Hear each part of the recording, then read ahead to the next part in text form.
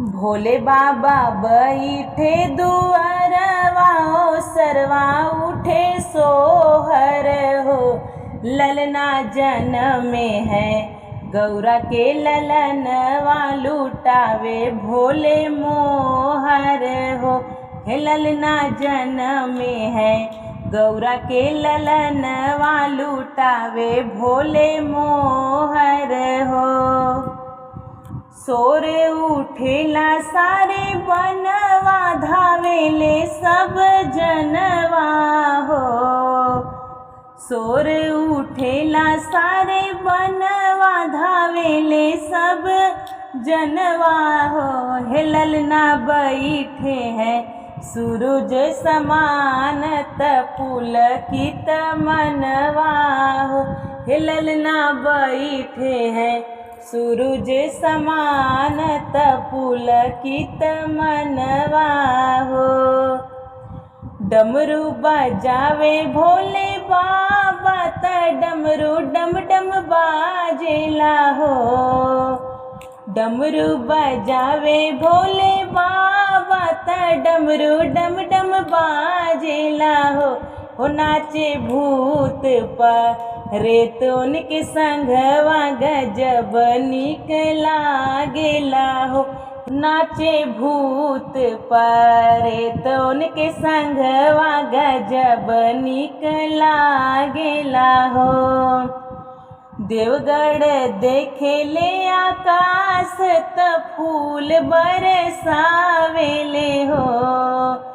देवगढ़ देखेले आकाश त फूल बरसावेले हो।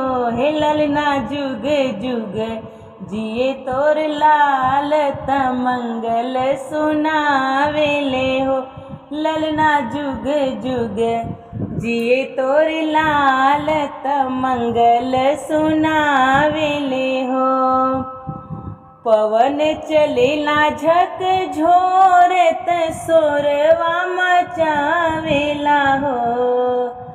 पवन चलेला झक झोर त सोरवा मचावेला हो। नाचे ठुमुकी ठुमुकी बन मोर त जग बिसरावेला हो।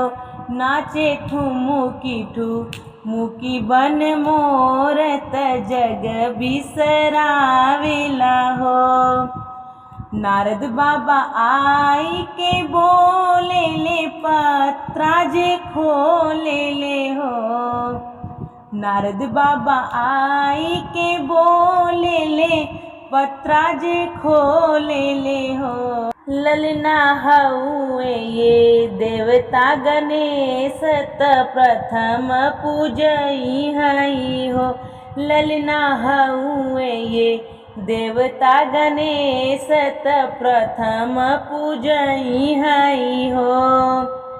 शुभ साइत शुभ दिनवा त रचना बतावेले हो। शुभ साइत शुभ दिनवा त रचना बतावेले हो। ललना कंचन हीरा मणि माला त भोला पहिरावेले हो।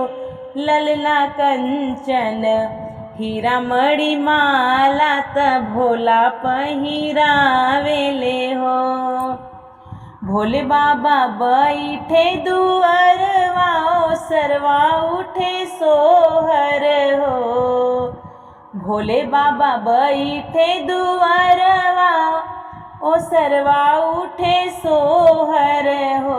ललना जनमे है गौरा के ललनवा लुटावे भोला मोहर हो।